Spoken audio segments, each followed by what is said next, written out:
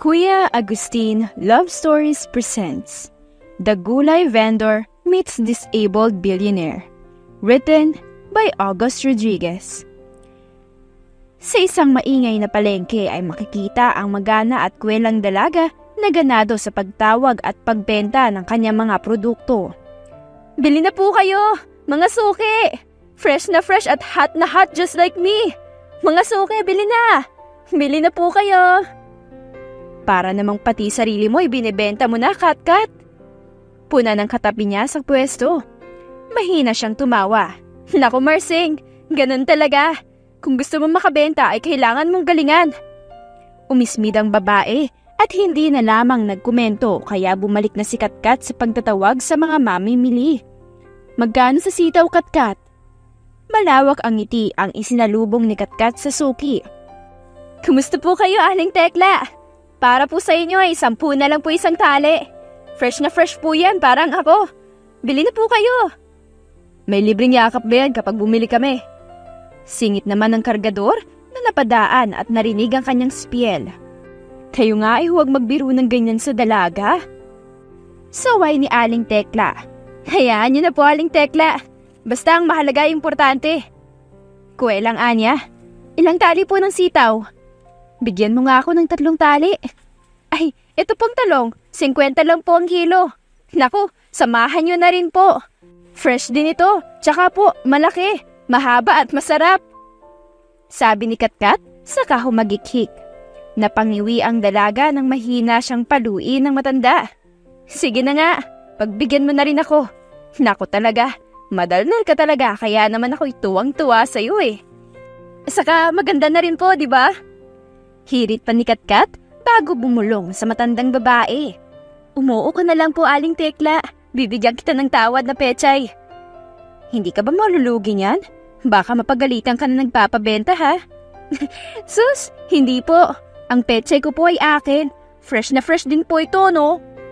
Mayabang na pagbibida niya.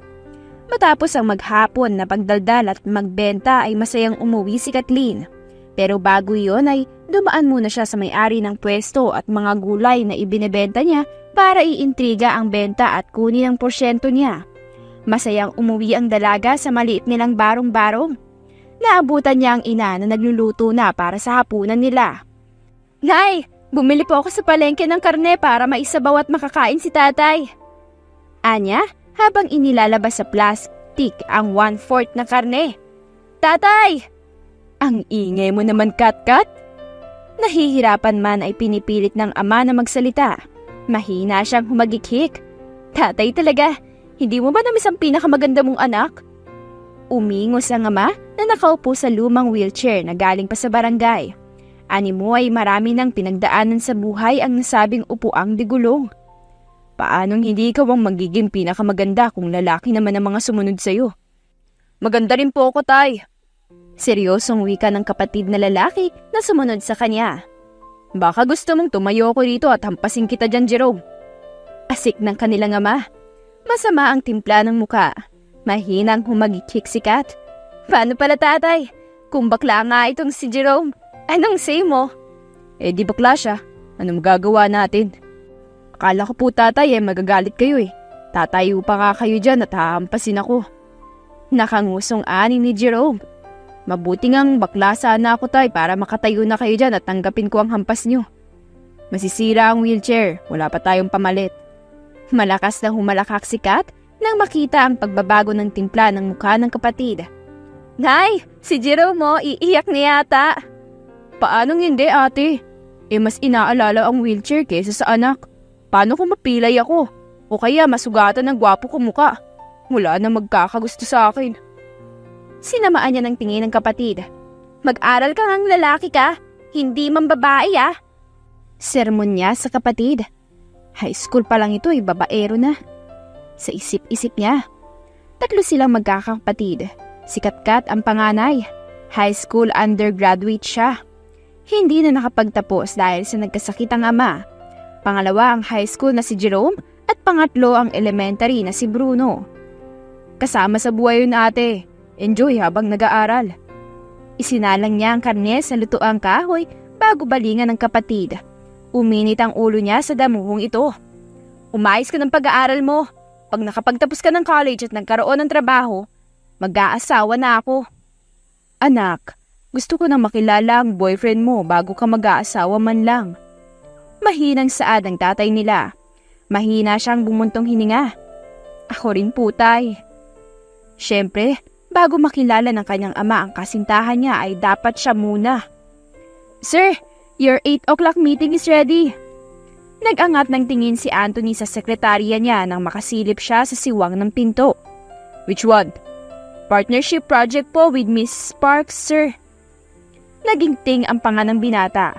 Sinabi ko na i-cancel mo yan, diba? I don't want that project anymore. Sir? I don't want to repeat myself, Miss Milagrosa. Malamig na sabi niya bago ibinalik ang atensyon sa binabasang business proposal ng kanyang mga boards. Pinasadahan niya ito bago iginilid. Walang kwenta. They just wasted my time. Hindi maganda ang proposal.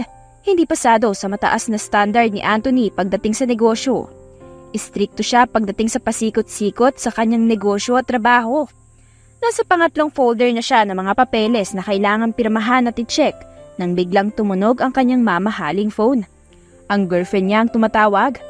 Mabilis na nagbago ang mood ng binata. Mula sa inis ay agad na napalitan ng pananabik. Ilang araw na kasing walang paramdam ang kasintahan. Yes, babe. Wala na akong bagong damit. I wanna go shopping, babe. Agad siyang napangiti nang marinig ang boses ng girlfriend. Mabilis na itinabi at pinasawalang bahala ng binata ang urgent na magagawain. Mas importante ang kanyang kasintahan. Ayaw niya ito magtampo. Alright, susunduin kita. Nasaan ka ba? Nandito na ako sa mall. Hintayin na lang kita rito. Anito, saka pinuto lang tawag. Hinagilip niya ang mga gamit at saka lumabas ng opisina. Nanlaki ang mata ng kanyang sekretarya nang makita ang paglabas niya. Sir, may susunod na meeting po kayo at 9. Sumunod ito hanggang sa elevator. At oo nga po pala, hindi po pumayag si Miss Sparks na i-cancel ang You're fired. Ayoko na makulit at hindi makaunawa ng empleyado. Huling ani Anthony bago sumara ang pinto ng elevator. Naiwan ang nakangangang sekretary. Malayo ang mall kung saan naroon ang girlfriend niya pero wala iyong kaso sa kanya dahil mahal niya ito. Gagawin niya ang lahat para mapasaya ang kasintahan. Makalipas ang halos 1.5 oras ay narating na niya ang mall. Babe, ba't ang tagal mo naman? Reklamo sa kanya ng kanyang girlfriend na si Katya. Hindi man lang ito yumakap at humalik sa kanya. Siya ang kusang yumakap dito sa kahinalikan ng babae sa tuktok ng ulo. Nasa office ako kanina medyo malayo rin. I'm sorry babe, tatagalan ako. Umungo lamang ang babae bilang protesta at hindi na nagsalita pa. Sinamahan niya ang kasintahan sa pamimili nito. Lahat ng gusto at ituro nito ay binibili niya. Ihahatid na kita. Iwinagayway nito ang kamay na puno ng gintong mga palamuti. I have a car with me. Saka, natatakot akong sumabay sa kotse. Baka may mamaril na naman sa atin sa sasakyan. Walang nagawa si Anthony kundi ang hayaan ng kasintahan. Totoo naman na walang kasiguraduhan ang kaligtasan kung kasama siya. Papatid na lang kita babe. Malawak itong umisi. Sure. Nang makaalis at mawala sa paningin niya ang kasintahan ay nagtungo na rin siya sa parking lot. Gabi na, kaya naman hindi na siya babalik ng opisina. Uuwi na siya ng mansyon. Pasakay pa lamang siya ng sasakyan ay agad na nagpaulan ng bala sa sasakyan niya. Damn it! Mabuti na lamang ay mabilis ang reflexes ng mga bodyguard niya. Itinulak siya padapa at gumapang papasok sa loob ng sasakyan na dahan-dahang binuksan ng isa sa kanyang security. Mauna na po kayo sir, kami na pong bahala dito. Wika ng isa. Sinenyasan ang nasa driver's seat na paandarin na ang sasakyan. Malayo-layo na ang natatakbo nila nang mapaigtad si Anthony dahil sa may nagpaulan na naman ng bala sa kanila. Shit! Agad siyang gumapang at pumwesto sa passenger seat saka kinuha ang nakatagong baril sa compartment ng kotse. Hindi niya ako mapapatay mga hunghang. Sir, ako na pong bahala. Malikot ang matang sabi ng kanyang driver. Tumingin sa side mirror at lilipat sa kanya. Iwawala ko po sila. Hindi po tayo pwedeng lumaban dahil wala pa ng backup natin. Delikado. Kahit bulletproof ay sabay silang napayuko nang may dalawang motorsiklo ang tumabi sa umaandar na kotse at paulanan ng bala. Mabuti na lamang ay gabi at halos walang ibang sasakyan sa kahabaan ng kalsada. Hindi siya nakatiis. Sa isang mabilis na kasa ng kanyang baril ay binuksan niya ang bintana at pinatamaan ng barilang motor na nasa kanyang gilid. Bullseye! Nangingit-ngit na anya nang bumaliktad ang motor. Ngunit gumewang ang kanilang sasakyan nang pumutok ang gulong nito. Pinaril pa ng isang nakamotor. Fuck!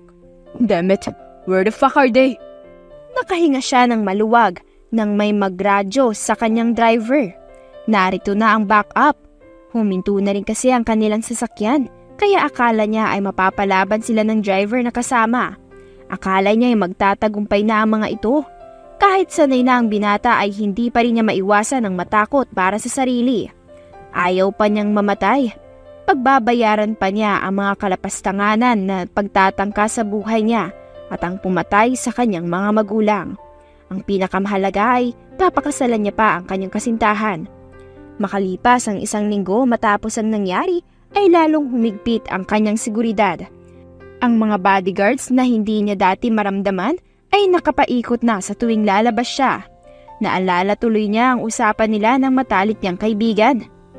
Para sa kaligtasan mo to, Anthony. Ako ang tatayong head security kung hindi ka komportable sa kanila. Di ko kailangan ng maraming bodyguards, Adam. I can handle myself. Inis itong tumingin sa kanya. Don't give me that bullshit. They're my people, so don't worry about that. They are loyal. Naiiling na lamang siya. Sir Salvatore, iti-check po muna namin ang perimeter bago kayo lumabas. Imporma ng head security nang makarating sila sa isang restaurant para sa isang business meeting. Mariin siyang napapikit. He values time. Ayaw niya ng late. But here he is. For his security and safety, he will be late for the meeting. Ano pa bang magagawa ko? Just do the job and make it faster. Ganoon araw-araw ang routine. Even in his house at Emmanuel Village, the security needs to check the surroundings and perimeters first bago siya lumabas. Hanggang sa ninais niya ng makahinga. Isang gabi ay tumakas ang binata at hindi niya akalain na iyon ang gabing sisira sa buhay niya. Naaksidente at nalumpo si Anthony kaya naratay sa wheelchair. Nawala rin ang kanyang paningin. Masayang naglalakad pauwi si Katkat sa kanilang tahanan nang matigilan dahil sa makinang at magandang sasakyan sa tapat. Kanino naman kayang sasakyan na katulad niyan ang maliligaw dito sa probinsya namin? Ginabi na kasi siya. Naghanap kasi siya ng ibang sideline at hindi na nagkakasya sa panggamot ng ama ang kinikita niya sa palengke. Lalo na at noong nakarang araw ay inatake ito sa puso. Suwestyon ng doktor ay operahan ito. Kaso ay malaking halaga ang kailangan. Pag-iipunan pa niya. Nay, narito na po. Oh, she's here. English na wika ng sopistikadang babae na nakaupo sa upuang kawayan sa maliit nilang sala. Kailangan kitang makausap, Kathleen. Kayo po ang tunay kong ina? Wala sa sariling tanong ni Katkat. Napasimangot si Katkat nang marinig ang mahinang hagkika ni Jerome at Bruno sa isang sulok. Diba, ganun naman na sa mga pelikula. May darating na mayaman, tapos ay magpapakilala na ina at kukunin na ang anak para sa marangyang pamumuhay. Huwag namang si Katkat ang kapalit ng malaking halaga na itutulong mo, Katya. Maawa ka naman sa amin ng tatay mo. Nanlaki ang mata ni Katkat. Tatay? Umirap ang mayamang babae na kahawig niya. Hindi ba obvious? We're twins. At ibinenta ako ni nanay sa mayamang pamilya para sa pang-ospital mo nung bata pa tayo. Masyado ka kasing sakitin. At ngayon, bakit narito ka? Seryoso ng tanong ng dalaga. Hindi na maganda ang kutob sa nangyayari. Maniningil. Binalingan niya ang ina. May utang ka sa kanya, Nay? Magkano? Kailangan ko na bang gumiling sa bar para makabayad tayo? Seryoso man ang usapan ay hindi maiwasang maisingit ni Katkat ang pagiging kwela. Wala namang magbabayad sa bar, ate. Tumigil ka nga dyan, Bruno. Usapang magaganda, matatanda to, no? I don't want to share jokes with you people. Kailangan ko ng serbisyo mo, Kathleen. Sabi ni Katya. Tumayo na at handa nang umalis. Anong serbisyo? Sumama ka sa akin ngayon din. Mabilis na tumayo ang ina at hinawakan sa braso ang babae na agad nitong iwinaksi. Katya, anong kailangan kong gawin? Maya-maya ay tanong ni Katkat. Kailangan mo lang magpanggap na ako at pagsilbihan ng walang silbi kong boyfriend. Well, may silbi naman siya. Ang pera niya. Kathleen's eyes widened. Ano? Hindi ko kayang gawin yon. Hindi. Magkamukha man tayo pero mas... medyo maganda ka. Kaya baka mag-booking agad ako. Hindi mangyayari yon dahil lumpo na at bulag pa ang gago. Nakaramdam siya ng awa. May kapansanan na ay niloloko pa nila. Masamang tingin ang ipinukol ni Katya sa kanya. Walang utang na loob. Singhal nito. Pasalamat nga kayo dahil babayaran pa kita para sa walang silbi yung padre de pamilya. Nag-init ang ulo ni Catherine sa narinig. Ayusin mo nga yung pananalita mo. Nasa pamamahay ka namin. Why? Totoo naman Ako na nga ang nagsakripisyo noon para sa'yo. Ngayon ay kailangan ko ng singilin yon. Be thankful nga na babayaran pa kita para sa opera ng tatay niyo. Tatay mo rin yon. Mariing sabi niya. My daddy is rich. Umikot pa muli ang mata nito. Tawagan mo ako kapag nakapag-desisyon ka na. Anito at bago lumabas ay lumingon pa. Ayoko nang pinaghihintay ako. Nanghihinang napaupo si Kathleen. Hawak ang kamay ng inang tahimik na umiiyak. Mabuti na lamang ay maagang nagpapahinga ang ama dahil kung hindi, ay baka narinig na nito ang lahat. Sa hirap ng buhay ay talagang kakapit sa patalim kung kinakailangan. Kung para sa pamilya, kung para sa kaligtasan ng ama. Ilang beses pang inatake at isinugod sa ospital ang ama ni Kathleen. Hanggang sa sinabi ng doktor na kailangan na nitong umaoperahan sa lalong madaling panahon. Tinatanggap ko na. Pikit mata. Tinanggap niya ang alok ng kakambal kaya heto siya. Pilit na nilulunok ang kasalanan. Ang panluloko sa lalaking nakaupo sa upuang digulong. Bulag at tila walang kakayahang ipagtanggol ang sarili. Babe, nasan ka? May kalakasang pagtawag ni Anthony sa kasintahan.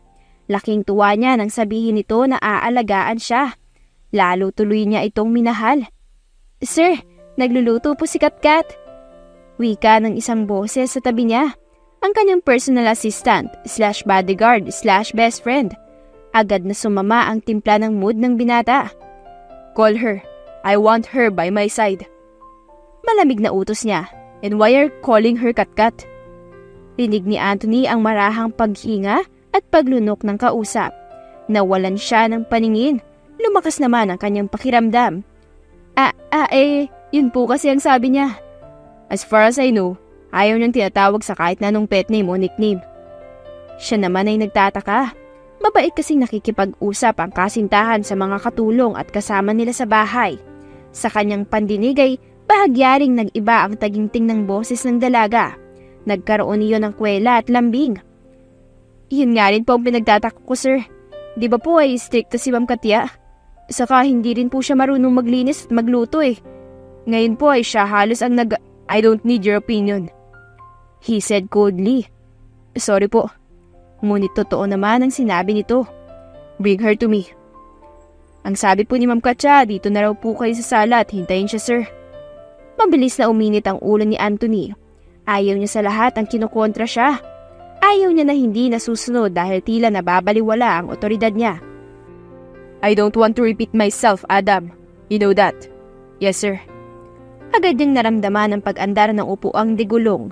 Papasok pa lamang siya sa kusina ay amoy na niya ang masarap na amoy ng pagkain. Babe? Yes, sir. Babe? May kailangan ka? Bahagyang umiling si Anthony. I want you to always stay by my side. Ay, na-miss mo na naman ako kaagad, sir. Babe pala. Nandito lang naman ako, naghihintay sa'yo. Ay, kanta pala yun. Saglit na lang to, Anton. Maluluto na. Ang ilag ng mga kasambay sa kanya ay nariringgan niya ng iba't ibang komento at hagik-hikan. Ang kwela naman ni Ma'am Katkat. Oo nga naman po, ma'am.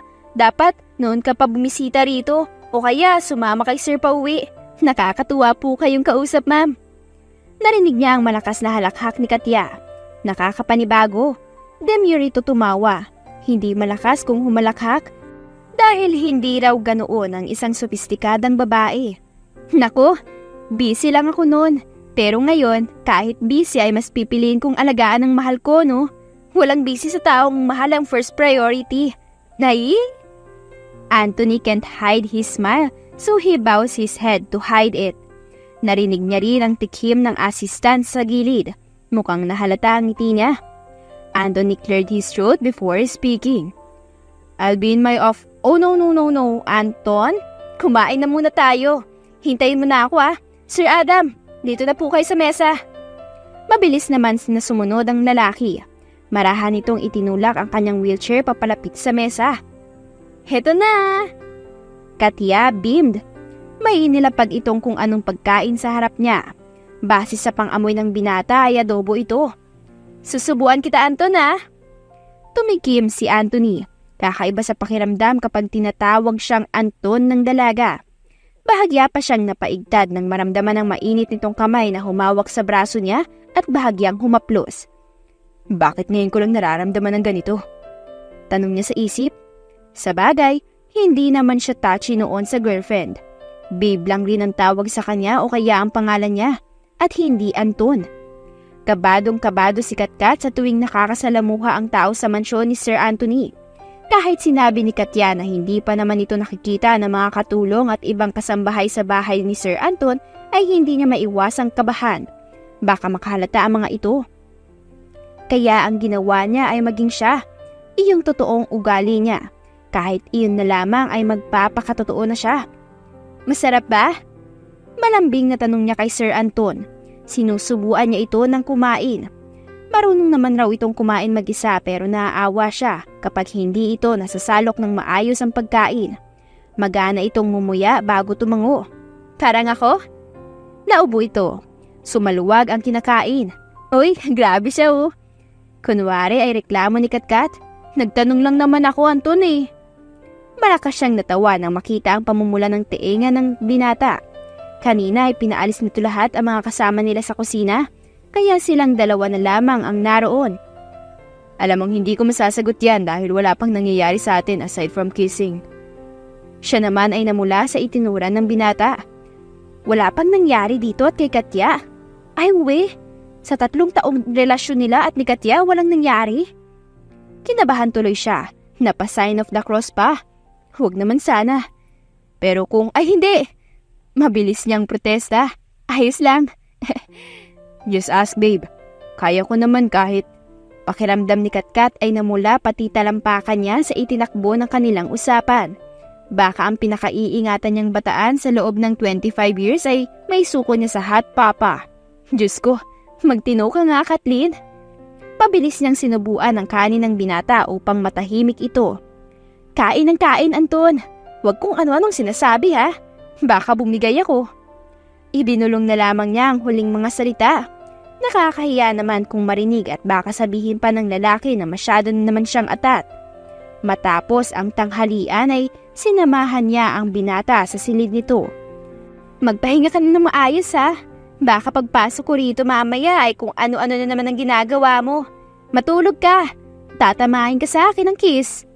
Mahina niyang binigkas ang huling salita pero mukhang narinig pa rin ito ng binata.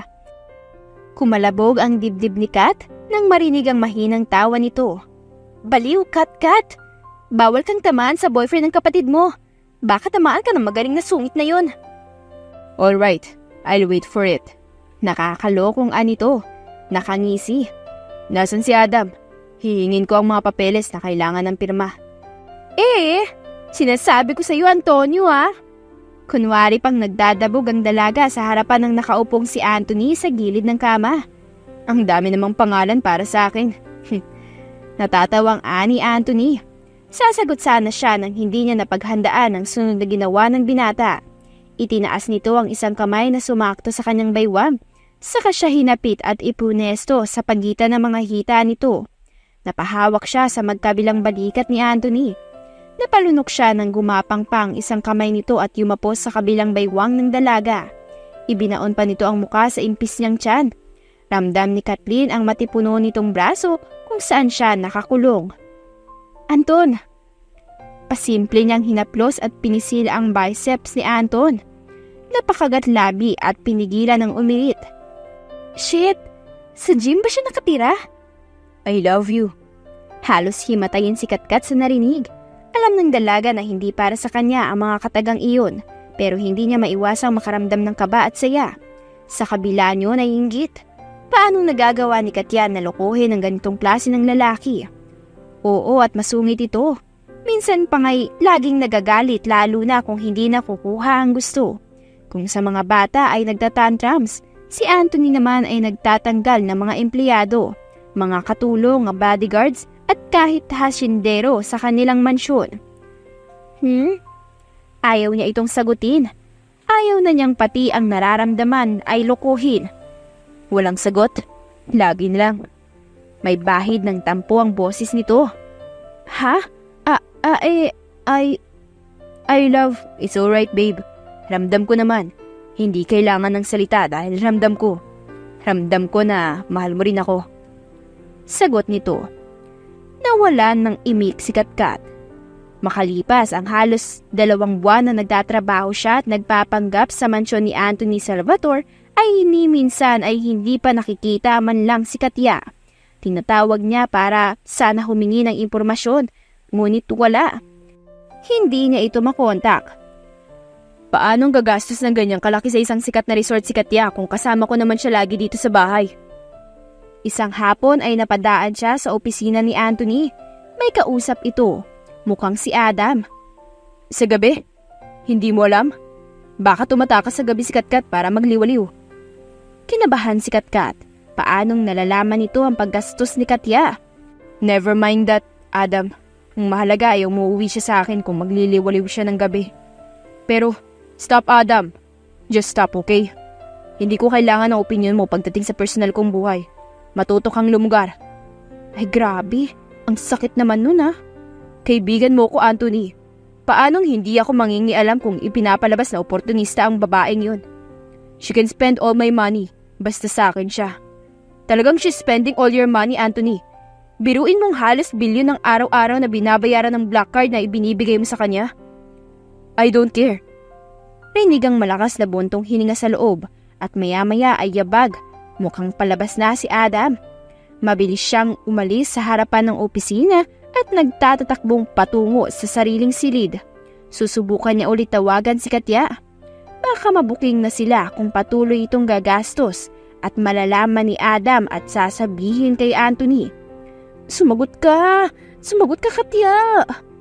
Bulong niya habang nagpalakad-lakad sa kabuuan ng silid. Hindi siya mapakali. Hanggang sa naputol ang tawag ay hindi pa rin sumasagot ang babae. Ano ba naman yan? Inihagis niya ang dekipad na cellphone sa kama. Pero nanlaki ang mata niya nang tumama lamang ito sa kama at tumalbog sa sahig. Ay leche, hindi ka bola. Bakit tumalbog ka dyan? Dali-dali siyang lumiban at hinanap ang parts ng dekipad na cellphone. Lintik naman kasi. Saan pa kaya tumalsik ang battery mo?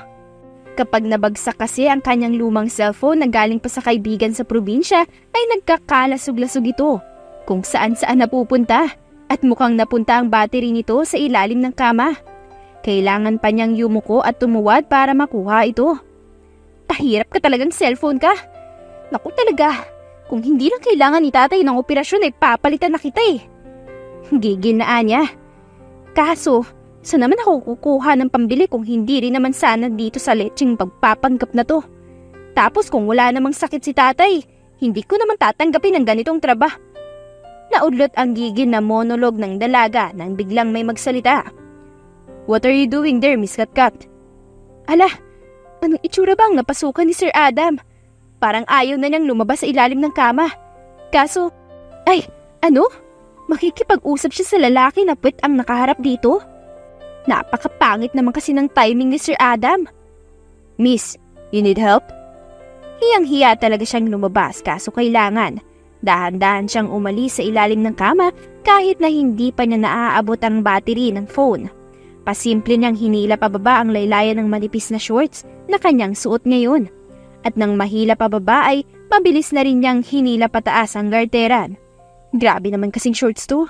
Wala bang mas mahabang shorts si Katya at ito pa ang binigay sa akin? May kinuha lang ako. Anya, hindi makatingin sa kausap na nanatili lamang sa pintuan. Wow, gentleman naman. Paniguradong sumulyap lang siya sa puwet ko. Wala tuloy sa sarili na napahawak siya sa puwet. Mabagal na tumango ang binata. Hindi mapirmi ang tingin sa harap. Tumingin nga ito sa puwet ko. Nahihiya eh. She mentally shook her head. Bakit ba puwet ang nasa isip ko ngayon? Hinahanap ka ni Sir Salvatore. Hinagilap niya ang balahibuhing tsinelas na hinubad niya kanina sa paa dahil hindi siya sanay isuot ito. Tumatama sa binti niya at parang lagi siyang madadapa. Ipinapatawag ako? Maliit itong ngumiti. Alam na agad ng dalaga. Nagsungit na naman si Anthony at hinahanap siya. Sumama siya kay Sir Adam papunta kung saan si Sir Anthony. Nahihiya pa rin siya dahil sa naabutan nito. Ganon rin ay kinakabahan siya dahil sumagi sa isip ni Katkat ang usapan na narinig. Hindi pa niya nakakausap si Katya dahil sa bulok ng cellphone. Galit ba si Sir Adam? Lagi naman. Oo nga no. Pasan ba niya ang buong mundo? Biro niya. Kinakabahan pa rin. Masungit at suplado rin kasi itong si Sir Adam. Malakas rin ang pang-amoy. Naabutan nila sa sala si Sir Anthony na pawisan at busangot ang muka. Nakatayo sa gilid nito ang physical therapist. Nagsimula na pala ang therapy nito ngayong hapon.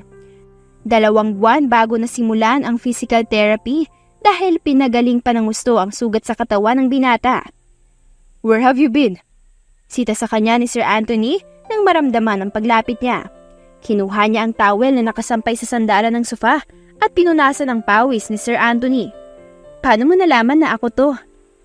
Napapitla ang dalaga nang hawakan nito ang kanyang kamay. Of course, tanging sagot nito. Napalunok si Katkat. Hindi magkamayaw ang kaba ang umatake sa kanyang dibdib dahil sa maiksi nitong sagot. Hinga Katkat. Hinga ka. Hindi ka pwedeng mamatay. Ang pangit ang dahilan kung mamamatay siya dahil lamang sa sobrang kilig. Hirap na hirap man sa physical therapy ay tiniis ito ni Anthony. Bawat maliit niyang hakbang ay sumisigid ang sakit sa kanyang kalamnan. Kaya mo yan, Anthony! Konti pa! Ngunit sa kabila ng bawat sakit ay may kapalit. Ang malambing na boses ni Katkat, encouraging him to continue. Anthony knows that Katkat is smiling while asking him to continue walking to reach the other side. Slowly, Sir Anthony. Dahan-dahan po. Paalala ng kanyang therapist dahil pinipilit niya ang sarili na bilisan upang marating agad ang pwesto ng dalaga. Slowly, sir. Makakarating ka rin sa magandang premyo. Ay, syempre naman po, manong therapist. Mabilis na sabi ni Katkat. Maganda na ako, masarap pa. Napaubo si Anthony sa sinabi ng dalaga. Sa sobrang kwela nito ay parang wala nang pakialam sa mga lumalabas sa bibig. Love, ano? Masarap pang magluto, Anton. Akala mo naman dyan. Kahit hindi pa niya kita ay alam niyang nakanguso ito. Hindi niya mawari bakit tila ba alam na alam niya ang bawat reaksyon nito. He's imagining his girlfriend's face based on what he remembered, but the voice, the softness of it, hindi bagay sa muka at pagkatao nito. Paanong nangyari iyon? Ibang babae ang pumapasok sa isip niya ngunit walang muka. Finally, mahinang usal ni Anthony nang maramdaman ang mainit na kamay ni Katkat na humawak sa kanyang mga braso. Sa ulado na niya ang lahat sa dalaga. Wala man siyang paningin, ramdam niya ang presensya nito. Ang natural nitong amoy na hindi maitatago ng mamahaling pabango. Yehey! Tapos na! Hiyaw ng dalaga. And the prize is... Tan tan tan tan! Your beautiful girlfriend! Yeah. Alalay pa rin siya ng therapist dahil hindi pa man niya kayang tumayo ng mag-isa. Ang maganda kong premyo sa bawat tagumpay ko. Naramdaman niya ang mahinang hampas mula sa dalaga. Wag naman ganyan, Anton. Kinikilig ako eh. Mahina siyang natawa. Hindi na alintana kung makita ng lahat. Talaga? Yes na yes to the highest level, sir. Nito, nahalata ang pinipigilang tawa. Saglit nga, Sir Adam. Makikisuyo po ako ng wheelchair ni Anton. Bawal mapersa to. Di ba po ba, Manong? Yes, ma'am. Naramdaman niya ang dahan-dahang pag-alalay sa kanya paupo sa upuang naging kasama niya na. Di ba? Pwede na akong maging personal nurse mo, Sir Anton. Naku, dapat may bayad to eh. Sure, you can have me. The payment. Apakalandi, Anthony! Natawa siya at bahagyang napailig nang kurutin siya ng dalaga sa tagiliran. What? Totoo naman. Ewan ko sa'yo. Tara na nga! Naramdaman niya ang pag-andar ng wheelchair sa tulak ni Katkat. Maligo ka na at magbihis. Baka sakaling mahimasmasan ka. Hindi mangyayari yun. Paano mo nasabi? Manghuhula ka. Sige nga, hulaan mo ang kapalaran ko. Pinatulan niya ang kwelang hirit ng babae. Inabot niya ang palad nito. Alam ko na ang kapalaran mo. Narinig niya ang hagikik nito sa kanyang likuran. Ano? Ako. Hanggang kailan mo balak lukuin si Anthony? Hating gabi na mapagpasyahan ni Kathleen na lumabas ng silid dahil sa kanyang uhaw. Ngunit nadatnan niya sa kusina si Sir Adam at ito agad ang salubong sa kanya ng binata. Anong ibig mong sabihin? Maang na tanong niya. Ang kanina pang nanunuyong lalamunan ay para bang mas naging tuyot. Parang kanyang Ibinaba nito ang hawak na baso ng alak sa kabahagyang humakbang papalapit sa dalaga. Alam kong alam mo ang ibig kong sabihin. Sabi na nga ba at malakas ang pang-amoy nito? Tapos na nga ba ang maliligayang araw niya? Oo, maligayang bawat araw niya sa piling ni Anthony. Mahal na niya ang binata. Hindi niya napigilan ang sarili na mahulog dito. Paano mo nalaman? Utal na usisa niya. Ang dibdib ay hindi magkamayaw sa kaba. Alam na rin kaya ni Sir Anthony, ano na lang sasabihin sa kanya ng binata kung sakali man. Wala na siyang mukhang ihaharap dito. Nagkibit balikat ang lalaki. Hindi ako basta bodyguard at assistant lang, Miss Kathleen. Kaibigan rin ako ni Anthony. At ayoko na napagsasamantalahan ng kaibigan ko, lalo na sa kasalukuyan niyang sitwasyon. Napahikbi si Kathleen. Kinakain siya ng konsensya. Siguro ay kailangan na niyang tapusin ang pagpapanggap. Wala na siguro siyang utang na loob sa kakambal. Maayos na rin naman na naoperahan ang kanyang ama. Kailangan ko na bang umalis? Hikbi niya. Pinupunasan ng laylayan ng damit ang mga luha at sipon. Ano ang usapan niyo ni Katya? Hindi niya narinig masyado ang tanong. Ha? Inabutan siya ni Adam ng panyo. Ayusin mo nga muna yung sarili mo. Asik nito. Salamat. Tiningnan niya ang panyo at kahit nasa alanganing sitwasyon ay hindi niya napigilan na matawa. Paano ba naman kasi ay si Olaf ang disenyo nito? Napasimangot na lamang siya at halos magpakain na sa lupa dahil sa kanyang pagtawa ay ang paglobo naman ng kanyang sipon. Ay shit! Iyan ang isa sa mga bagay na nagpahinala sa akin. Sinulyapan ni Kathleen si Adam na prenteng nakasandal sa island counter. Natatawa ngunit pilit na sinusupil ang pagkunot ng noo. Ang alin? Itinuro siya nito. That one. Kwela. Kahit seryosong usapan ay napapagaan mo. Salamat. Nahihiyang anya. Kahit mamahali ng mga damit na suot mo ay dugyot ka pa rin. Ay, grabe naman siya. Sa tingin mo ba ay kakain ng nakakamay si Katya habang nakataas ang paa sa upuan? Sisinga sa panyo at ibabalik sa nagpahiram? That's gross. Katya ay sophisticated, demure, elegant. Nawala tuloy ang iyaki niya. Sumasama ang loob niya sa lalaking kaharap. Oo na nga. Hindi mo na kailangang isampal pa sa pagmumukha ko na kahit bihisan ako ay hindi na maitatago na isa pa rin akong dukha. Hindi pinansin ni Adam ang drama niya. Nagpatuloy ito sa panlalait. Hindi siga kung kumilos at maglakad ang isang Katya.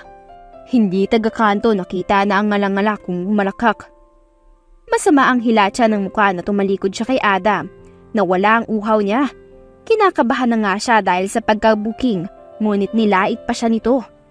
Oo na nga, di ba? Hindi mo na ako kailangan laitin ng bongga. Aalis na nga eh. Saka hindi ako taga-kanto, no? Wala naman kanto sa bahay namin. Nasa tabing palayan kami. Narinig niya yun at bumuntong hininga ito. Anong usapan niyo ni Katya? Wala ka na doon. Kung aamin man ako, kay Sir Anthony na lamang. I'm asking you, Miss San Pedro. Kinilabutan siya sa pagbabago ng tono ng pananalita ni Sir Adam. Napaharap tuloy siya dahil sa kaba. Baka mamaya ay bigla na lang siya nitong saksakin sa likod. Hindi naman siya si Rizal na pinatay na nakatalikod.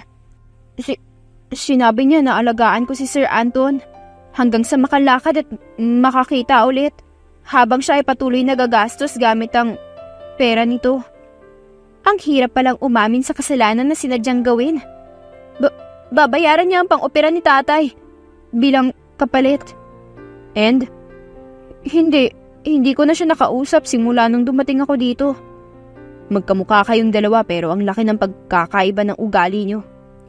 Komento ng binata bago mahinang nagtanong. What's your decision now? Dami namang tanong. Mamamatay na ako sa kaba dahil parang papatayin na ako sa tingin niya eh. Aalis. Muli nitong kinuha ang alak at tinungga mismo sa bote. Sa tingin mo, ano ang magiging reaksyon ni Anthony kapag bigla ka na lang nawala? Based on what you said, Katya doesn't want to take care of his boyfriend but to just spend his fortune.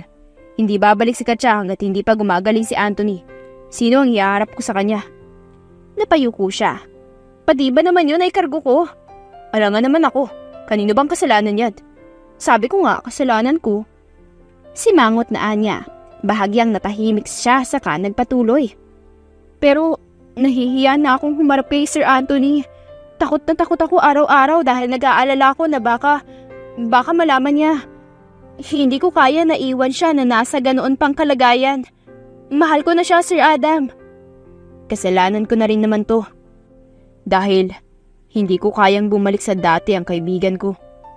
Bulong ni Adam nang mukhang sa kanyang sarili sinasabi. Anong ibig mong sabihin? Panay pa rin ang punas niya sa luha. Mabilis rin niyang sinasaluang sipon dahil nakakahiya naman kung lumulobo na naman ito sa pangalawang pagkakataon. Sunod-sunuran si Anthony kay Katya. Ganun niya kamahal ang babae. Pero sa iba, sa lahat, lalo na sa mga empleyado niya. Masungit yun, strikto at ayaw niyang tatanga-tanga. Usal nito. Hindi yun madaling mapangiti kung hindi rin naman dahil sa girlfriend niya. Tila dinudurog ang puso ng dalaga sa bawat katagang lumalabas sa bibig ni Adam. Ang sakit isipin na mahal nito si Katya, samantalang ayaw naman ito alagaan ng binata. Pera lamang ang habol ng kakambal niya sa lalaki. Pero gumaan ang aura ni Anthony nang dumating ka. Lagi na lang siyang nakangiti at hindi na nagagalit sa palpak na trabaho ng kanyang mga empleyado. Malaki ang nagbago sa kanya simula nang dumating ka. Nangislap ang mga mata ni Katkat dahil sa ligaya. Talaga? Tungtuwa ka. Alalahanin mong may kasalanan ka pa. Hihikbi-hikbi na lamang siya. Saka tumahimik para magpatuloy ito. Hindi na siya natatakot na magpakita ng emosyon sa lahat. Ngayon na lang ulit siya naging ganon simula nang mamatay ang mga magulang niya. Kaya, I don't know. I'm just afraid that my friend will be back on his old self once he found out. Masakit na marinig ang mga katagang lumabas sa bibig ng babaeng nag-aalaga at nagpapasaya sa kanya na niloloko lang siya nito, na hindi ito ang girlfriend niya, bagkus ay nagbayad ang kasintahan ng iba para alagaan siya. Hindi malaman ni Anthony kung alin ang mas masakit, ang katotohanan bang pera lamang habol sa kanya ni Katya at hindi siya nito totoong gustong alagaan, o ang katotohanang nahulog siya sa babaeng impostor. What are you doing here alone, Anthony? Nagpahatid siya sa hardin sa isang katulong na nakita siya habang siya ay palabas na ng elevator. Gusto niyang magnilay-nilay patungkol sa narinig niya kagabi. I know everything, Adam. He heard him sigh. I'm sorry. Ano man ang idahilan nito ay alam nitong wala na rin namang halaga. May haka-haka na ito na narinig niya ang lahat, lalo na at ito na ang nakakita sa kanya na pasakay na ulit sa elevator kagabi. Wala man siyang paningin ay kabisado niya ang pasikot-sikot sa sarili niyang mansyon, kaya hindi siya mawawala. Masyado lamang maalaga si Katkat at hindi siya hinahayaang mag-isa. Bawiin mo lahat ng cards ko kay Katya, Adam. Ayoko nang gagastos pa ang babaeng yun ng pera ko. I don't want anything related to her too. Mahina ngunit mariin niyang saad sa assistant. Paano si... Umiling siya. Hindi malaman ang gagawin. Hindi ko alam. Okay, sagot nito. Halika na sa loob, mainit na ang sikat ng araw. Hindi na siya nakapagprotesta nang basta nitong itulak ang wheelchair papasok ng mansyon. Nagpatuloy ang bawat araw ni Anthony. Masakit ang puso niya. Tila tinutusok sa tuwing naririnig ang bawat tawa at kwelang banat ng babaeng nag-aalaga sa kanya. Natatakot siya na baka isang araw ay mawala na lamang ang dalaga. Parang ayaw niya na tuloy na ipagpatuloy ang pagpapagamot. Fuck! What was that, Adam? Isang araw na nag-iisi siya sa silid ay nakarinig siya ng putukan sa labas. Nasa labas si Katkat, baka mapaano ito. Adam! Kathleen! Wala siyang magawa. Bulag siya. Hindi siya makaalis sa kama. Kinapa niya ang baril na nasa ilalim ng kanyang unad. Ikinasa niya at pinakiramdamang maigi ang paligid. Agad niyang itinutok sa pinto ang baril at handa ng kalabitin ng gatilyo nang maramdaman ang pamilyar na presensya. Kathleen? Usal niya. Anthony! Shit! Sumugod dito si Katya kasama ang sakim mong uncle. Agad na imporma ni Adam. Sinasabi ko na nga ba? Rinig pa rin ang putukan sa labas. Mailang presensya pa ang pumasok. Siguro ay ang mga bodyguards niya. Damn it. Itinaas niya ang kamay. Hinihingi ang kamay ni Katkat. Kat? Oo, wala akong alam dyan, Anton. Hindi ako sindikato, ha? Nanginginig ang boses na anito. Sa seryosong kaganapan ay nagawa pa rin niyang magpatawa. I just want to hold your hand. Chancing ka pa eh. Nasa bingit na nga tayo ng kamatayan. That's enough. Kailangan mong mailipat sa safe na lugar, Anton. Sambit ni Adam. Hindi pa man siya nakakasagot ay iginiya na siya nito papunta sa wheelchair katulong si Katkat. Let's go. Si Katkat na ang kusang kumapit sa kanan niyang kamay dahil ang kaliwa ay may hawak na baril. Narinig niya ang pagbukas ng pinto. Palabas na sila ng silid ngunit napahinto dahil sa nagsasalita. Where are you going, my dear nephew? Uncle, talaga nga namang ang masamang damo ay hindi madaling mamatay.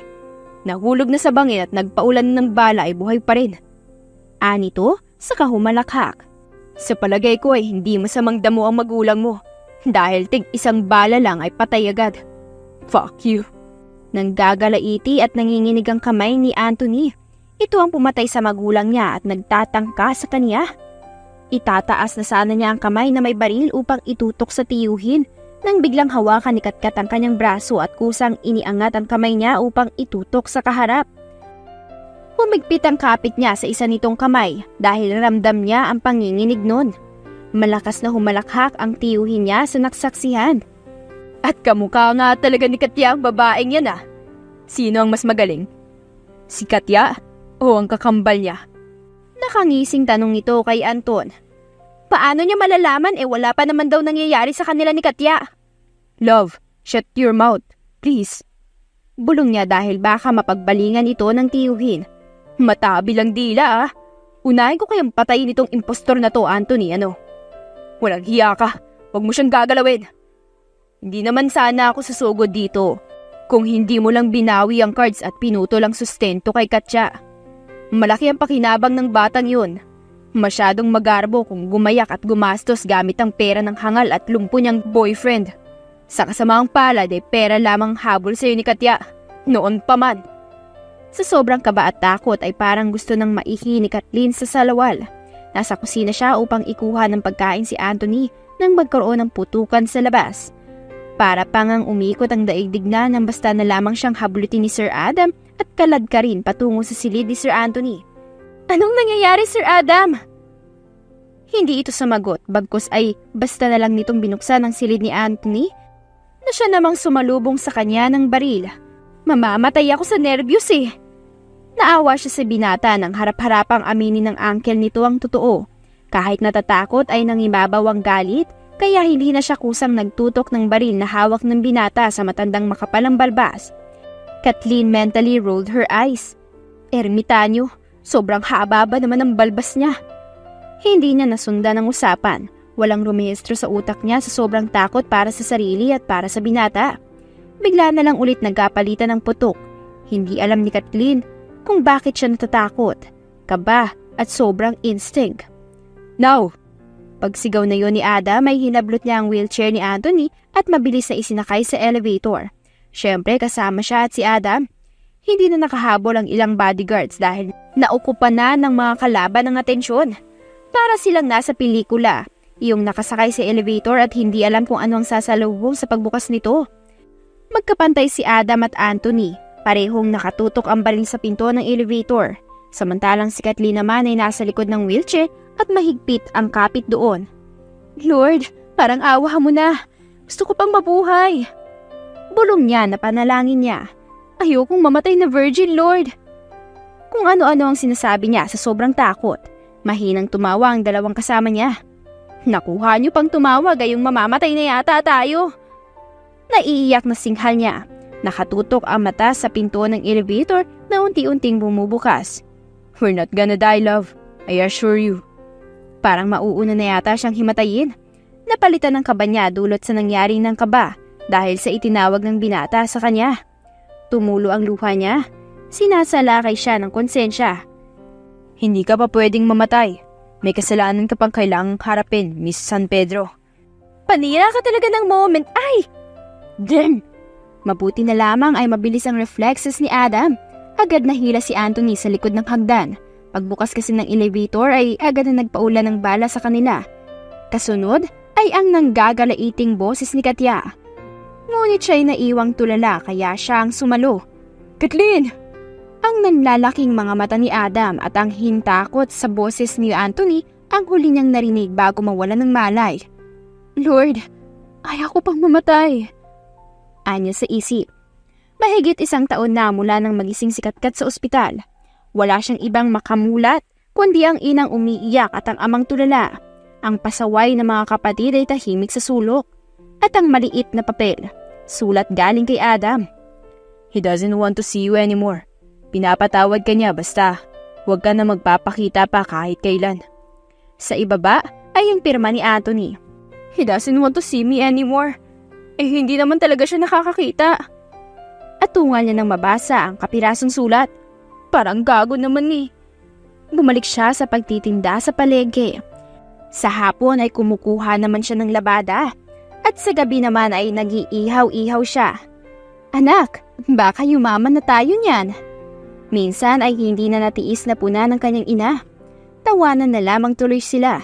Mabuti nga yun ay, para hindi na tayo maalok ng malaking halaga. Malungkot niyang tanaw sa labas ng bintana ng kanilang maliit na barong-barong. Tanaw mula sa kinatatayuan niya ang malawak na palayan sa likod. 1 linggo mula nang magising siya ay namatay naman ang kanyang ama. Nabaliwala ang sakripisyo niya, ang paglaban niya sa konsensya. Pero pasalamat na rin siya dahil nadugtungan ng buhay ng ama kahit maiksing panahon pa. Ano bang nangyari noon, Katkat? Bakit nawala ang Kengkoy kong anak simula na magtrabaho ka kay Katya? At oo nga pala, wala siyang naging balita sa nangyari. Kung anong nangyari kay Katya, sa uncle ni Anthony, kay Adam at sa lalaking mahal niya. Umiling siya. Wala po, Nay. Saka paanong nawala? Hindi po Nagja-church lang siguro dahil puro seryoso ang tao roon. Hindi kaya kwelang powers ko. Tawarin mo kami ng tatay mo, anak. Kung hindi dahil sa amin ay hindi ka madadamay sa galit ng kapatid mo. Hindi sana. Nanay naman. Napakadrama. Tinalikuran niya ito at binalikan ng labada sa gripo. Iniwan niya sandali dahil parang wala siyang lakas. Hindi siya makatulog sa gabi, lalo na't hindi siya makapagpaliwanag kay Anthony ng side niya. Nang dahilan niya, hindi siya matahimik. Sinubukan niyang isearch ang binata sa social media, ngunit walang lumalabas. Sayang ang bayad niya sa computer shop. Hindi niya tuloy alam kung paano magkakaroon ng pagkakataon na makapagpaliwanag. Ay, skapal na mukha mo, Katkat. Ikaw pa ang hahabol. Buti nga pinatawad ka na ng kusa. Pagkausap niya sa sarili habang gigil na kinukusot ang kobre kama. Kainis naman kasi eh. 8:00 na ng gabi siya natapos sa paglalaban ng kobre kama at punda ng kanyang unan. Maaga na lang siyang gigising bukas para magsampay muna bago magtinda sa palengke. Ang nanay naman ay nag-harvest ng gulay na ititinda. At syempre, hindi mawawala ang pechay niya. May sarili na silang maliit na taniman ng gulay, kaya hindi na siya umaangkat pa. Pechay! Bili na po kayo ng pechay ko, mga suke! Bili na kayo, pechay ko, o may talong din! Malaki, mahaba tsaka mataba. Sitaw, bataw, patani, bili na po kayo. Habang abala at sigaw ng sigaw ang dalaga upang magtawag ng mga mamimili. Sa isang malayong banda naman ay ang nangangiting individual habang pinapanood ang kwelang dalaga. Hindi ka pa rin nagbabago. Maingay ka pa rin. Komento ng kanyang kasama. Mahina siyang natawa. Tama ka. Maganda pa rin. Wala akong sinabing maganda. Mahal ko pa rin. Hindi maalis ang ngiti sa kanyang mga labi. Walang pinagbago ang dalaga. Kuwela pa rin at sa konting kilos at galaw ay napapangiti siya. Umiksi ang buhok nito na dati ay hanggang bewang. Base na rin sa larawan na kinuhanan pala ng kanyang assistant habang sila'y magkasama at nagkukulitan ni Katkat. Mas naging morena rin ang balat na animoy babad sa arawan. Pero hindi niyon mababago ang kanyang nararamdaman. Nagpasya siyang lapitan ng dalaga. Magkano ang pechay mo? Nakatungong sumagot ang dalaga dahil nag-aayos ng ibang paninda. Bibili po kayo ng pechay ko? Sige po, fresh na fresh po ito. 20 lang po isang Hi, love. Anthony? Gulat na gulat ang itsura ni Kathleen. Hindi makapaniwala. Sinuyod pa siya mula ulo hanggang paa, tila gulat na nakakita at nakakalakad na ulit siya. Sir, mahinang usal nito.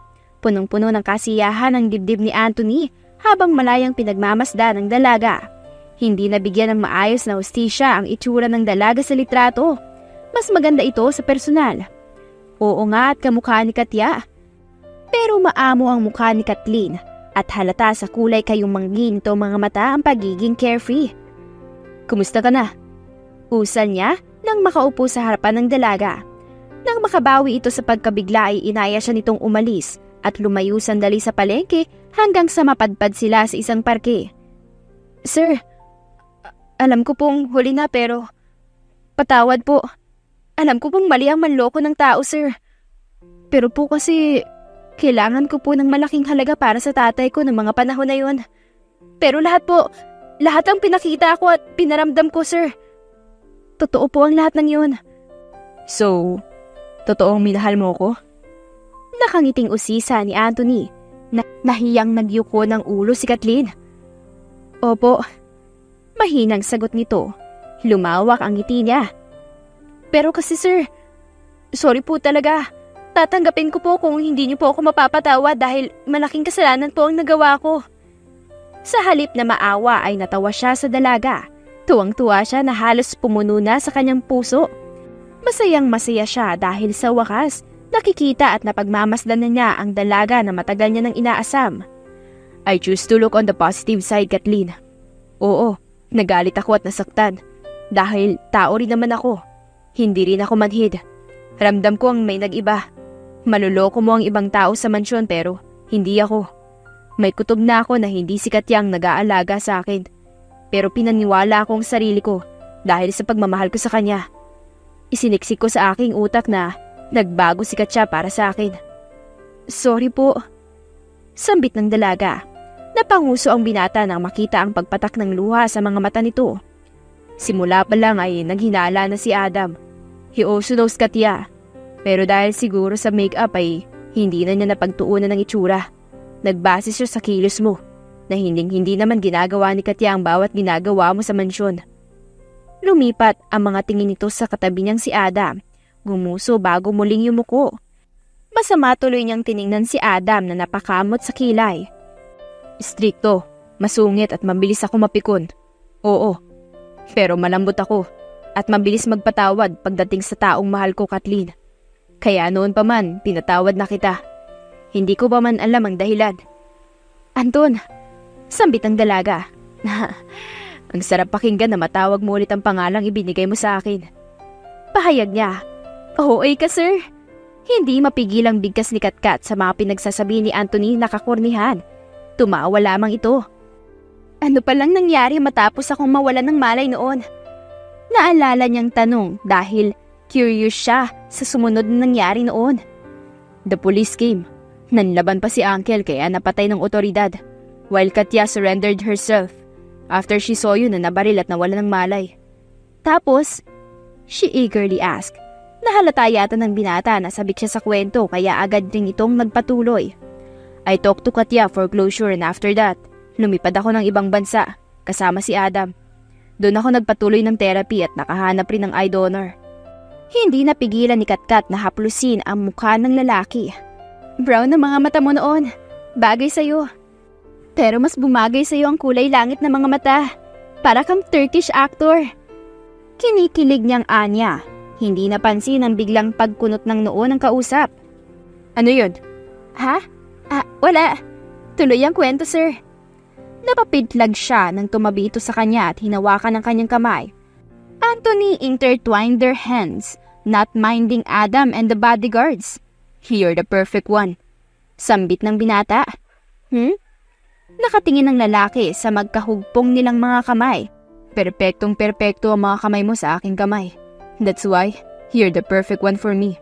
Hindi pala si Katya, kundi ang kanyang kakambal ang para sa akin. Hindi may tago ni Kathleen ang kilig. Ramdam niya ang pamumula ng kanyang muka na ipinagdarasal niya na sana ay hindi napansin ni Anthony. Nawawala ka sa kwento, Anton. Huwag mo nga akong dramahan. Kunwari ay masungit na anya. Hinalikan muna ng binata ang kanyang kamay bago nagpatuloy. Inabot ng 6 na buwan ang physical therapy ko. 2 buwan bago tuluyang gumaling ang sugat sa mata ko dulot ng operasyon. At ilang buwan pang para asikasuhin ang negosyong napabayaan ko. Mabuti na lamang at nariyan si Adam para humalili sa akin. Swerte rin niya dahil nakahanap siya ng mapapangasawa sa kumpanya ko. Kasal na si Adam? Bakit? Dapat ba ikaw lang ang masaya? Masungit na singhal ni Adam sa hindi kalayuan. Natawa tuloy siya. Tuwang-tuwa dahil sa nalamang balita. Congratulations, Adam! Naku, sayang naman. Hindi ako naka-attend ng kasal. Siguro masarap ang handa niyo, no? Saka may Shanghai, kaya hindi ka nag-imbita. Sinadya kong hindi ka imbitahin. Pabirong sambit ni Adam. Ang sama talaga ng ugali nito. Love, focus on me please. Pilit ibinabaling ni Anton ang mukha niya mula kay Adam paharap dito. I love you, Kathleen. Seryosong sabi ni Anthony. Kinikilig ako eh. Bulong ni Katkat. Sapat lamang para ang binata ang makarinig. Malakas ang halakhak na isinagot ni Anton sa sinabi niya. Tinatawanan mo ba ako? Tanong ng dalaga na nakakunot ang noo nito. Bahala ka nga dyan. Hindi ko sasabihin sa'yo na mahal din kita. Mas lumakas ang halakhak nito. Napansin din niya na maging si Adam ay natatawa. Tara na sa bahay niyo, love. Anyaya ni Anthony. Anong gagawin natin doon? Magtitinda... Nanlaki ang mga mata niya nang may maalala. Ay, leche ka. Paano mga paninda ko sa palengke? Nakalimutan ko na nang dahil sa'yo. Nako, nakakasira ka na naman kasi ng ulo at puso. Paano kung nakawin yun? Mapapalo ko ni nanay ng tsinelas. Don't worry, love. May tao akong iniwan doon para bantayan ang paninda mo. Hindi ko naman hahayaan na masira at mawala ang pinagharapan mo. Nangislap ang mga mata niya dahil sa sobrang kagalakan. Salamat sa pagpapatawad at pagmamahal, Sir Anthony. Anton will do, love. Masarap sa pakiramdam na tawagin mong Anton. Anton. Naghiwalay rin sila ni Anton matapos ang pag-uusap dahil may biglaan itong meeting sa kumpanya. Ayaw pang siputin ngunit pinanlakihan niya ng mata. Hindi porke at nagbago na ito ay pati ang negosyo ay pababayaan. Nay, tama na ang kakapunas ng mga gamit natin. Baka masilaw naman ang bisita natin. Ngayong araw darating si Anton para mamanhikan. Daming arte. Nabulungan kasi ni Adam dahil ganun raw ang ginawa nito sa mapapangasawa. Hay naku, Katkat. Hayaan mo na ako. Ayusin mo na lang yung mga niluluto mo at baka hindi masarap. Nakakahiya naman sa magiging manugang ko. Walang ideyang ina at ang mga kapatid niya na mayaman si Anton. Hindi niya sinabi. Ayaw niyang pangunahan ng lalaki. Paano ko maaasikaso ang magpaganda na kung abala ako dito sa pagluluto? Kainis naman eh. Baka pumangit na ako kakahalo dito. Huwag kang mag-inarte dyan. Makamanhikan ba yun kung hindi lamang sa itsura ay aayawan ka? Kamu nga eh. Nakita kang sigaw ng sigaw sa palengke na halos lumabas na ang alangala at gulo ang buhok. Umayaw ba? Di ba'y hindi naman at hetong at mamamanhikan pa? Ang mga kapatid niya ay nakaabang na sa labas. Gusto raw agad makita at makilala ang lalaki. Dahil iyon daw ang gusto ng ama nila noon, ang makilala ang kanyang kasintahan. Sila raw dalawa ang gagawa dahil wala na ang tatay nila. Gulantang ang kanyang ina at mga kapatid nang dumating si Anton. Kasama nito si Adam at ang asawa nito. Sinong hindi magugulat kung 5 magagarang sasakyan ang paparada sa harap ng munting tahanan? Sila na ba yan? O baka si Mayor lang ang namimigay ng ayuda? Wala sa sariling tanong ng ina ni Katkat habang nakasilip sa pinto. Mula sa 3 itim na van ay bumaba na ang bodyguard si Anthony at bumaba naman ang 2 magarang sasakyan ng binata at si Adam kasama ang asawa nito. Magandang tanghali po. Bati ni Adam nang makalapit ito. Nagmano ito sa kanyang ina na tulala saka bumaling sa mga kapatid niya na nakanganga na lamang sa mga sasakyang dumating. At sa huli ay sa kanya. Love, ninitaan niya ang binata bago binati si Adam at ang asawa nito. Ganda naman pala Adam, buti pinatulan ka.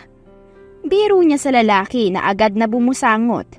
Love, that's my secretary. Baka akong pahirapan sa mga papeles kapag inasar mo si Adam. Ay ganun? Humagikik ang dalaga na makita ang pag-aalo ng babae kay Adam. Kung wala lang siguro ang asawa nito, ay baka marami na naman silang napagbangayan. Pasok kayo. Pasensya na kayo sa maliit naming tahanan. Hinging pasensya ng ina ng dalaga habang iginigiya sila sa maliit na sala. Bago hinila si Katkat patungo sa kusina. Lintik kang bata ka. Bakit hindi mo sinabi na mayaman pala ang mamanugangin ko? Eh di sana ay hindi puro kakanin at gulay ang niluto ko. Kathleen rolled her eyes. Ako ang nagluto, Nay. Hindi ikaw. Ano ka ba dyan? Masayang kumain ng tanghalian ang mga bisita.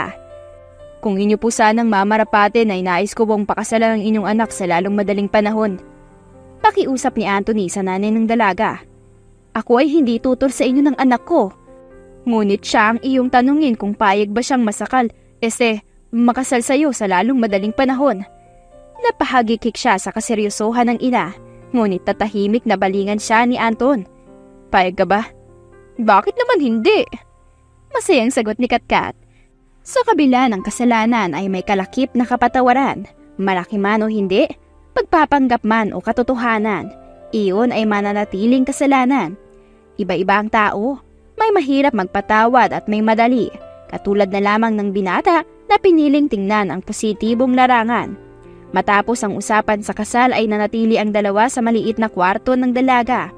Nakaupo ang dalaga sa papag habang si Anthony naman ay panayang ikot sa kabuuan upang siyasati ng silid. Bakit ang dami mong security na kasama? Usisa ni Katkat. Baka mamaya may mamaril na naman bigla dito Diyos ko, takot na nga ako noon dahil akala ko mamamatay na akong virgin. Mahinang humalakak ang binata. Si Adam ang may pakana nun. Para na rin daw sa kaligtasan ng pamilya mo. Nagkibit balikat siya. For safety measures ang sabi pa niya. Mukhang mas matotroma pa nga si Adam kaysa sa atin Nag-aalala lang yung kapatid ko na yun. Nanlaki ang mata ni Katkat dahil sa sinabi niya. Anong kapatid? Oh, hindi mo pa pala alam. Adam is my half-brother. Talaga? Kaya pala parehas kayong may tililing. What's tililing? Naiwang kunot ang noon ni Anton dahil hindi na sumagot si Katkat. Nagpatuloy siya sa pagmamasid hanggang sa mapadpad ang tingin niya sa isang kapirasong papel na naka-frame. Maiksing sulat na may pirma pa niya. Yan ang dahilan kaya hindi ko na tinangkang lumapit pa sa'yo. Una, wala na akong balita. At pangalawa, iniisip kong galit ka sa akin at ang kapal naman ng mukha ko kung magpapakita pa. Mahinang natawa ang binata. That damn Adam. Kala ko kung anong importanteng papel ang ipipirmahan ko dahil urgent ang sabi niya. Ipina-frame ko para araw-araw kong maaalala na bawal akong lumapit sa iyo dahil malaki ang kasalanan ko sa iyo. Nilapitan niya ang dalaga na nanatiling nakaupo sa papag. Never mind the past, love. Sa ngayon, ang alalahanin natin ay ang ating kasal. Tara na nga sa labas. Baka ano pang isipin ng mga yun. Let's go. Wait. Napatingin si Anton sa damit na nakasuot sa isang unan. Kumalas siya sa yakap sa dalaga at dinampot ang unan. Saan mo nakuha ang shirt na to? Ha? Patagal na yan. Katkat sighed dreamily. May nagbigay sa akin nun sa palengke nung mabuhusan ako ng isda. Nagmamadali kasi ako tapos nabangga ko yung may-ari niyan. Pinahiram ako ng damit. Di ko nga namukaan Nagalit pa nga pero Sa huli ay pinahiram na rin naman na ako ng damit. So you're really the one, ha? Nang ibig mong sabihin? It was me, love.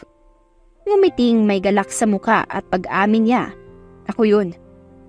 Ano naman ang ginawa mo sa palengke ng probinsya namin noon, Aber? Someone was chasing after me. Nagmaneho ako hanggang sa napadpad ako dito sa probinsya nyo. Iniwan ko ang sasakyan sa tabing daan at tumakbo papasok sa palengke hanggang sa mabangga kita. I was amazed by you. Nakalimutan ko na may humahabol sa akin na makita kita. May pasan kang planggana ng isda. Nagmamadali ako pero hindi ka babakasan ng pagod. Bagkus ay malawak pa rin ang ngiti ng nag-aalok ng isda sa mga mamimili. So I purposely bump into you. Napatingin siya sa malayo nang may maalala. That's why Katya doesn't understand me when I first saw her. Mahina siyang natawa. Tinanong ko kasi siya kung bakit nagbebenta ng isda sa palengke sa malayong probinsya, kung mayaman naman pala siya. Niyakap niya muli ang dalaga. Kalimutan na natin yun. Ang mahalaga, nakita na kita. At papakasalan pa kita, love. I love you, Anton. Sumasayaw sa galak ang puso ng binata nang marinig ang katagang iyon sa dalaga. Nagkamali man siya ng unang minahal ay binayayaan naman siya ng babaeng ibabalik ang pagmamahal na iyon. Nagkasala man ito. Alam niyang may dahilan. Anthony chose to look on the positive side. Ayaw niya nang magtanim ng galit. Masama iyon. Natutunan niyang magpatawad mula mismo sa dalagang nagkasala sa kanya. Biktima rin kasi si Kathleen, kaya bakit siya magagalit dito? Biktima ng kasakiman at pagiging makasarili. Mahal din kita.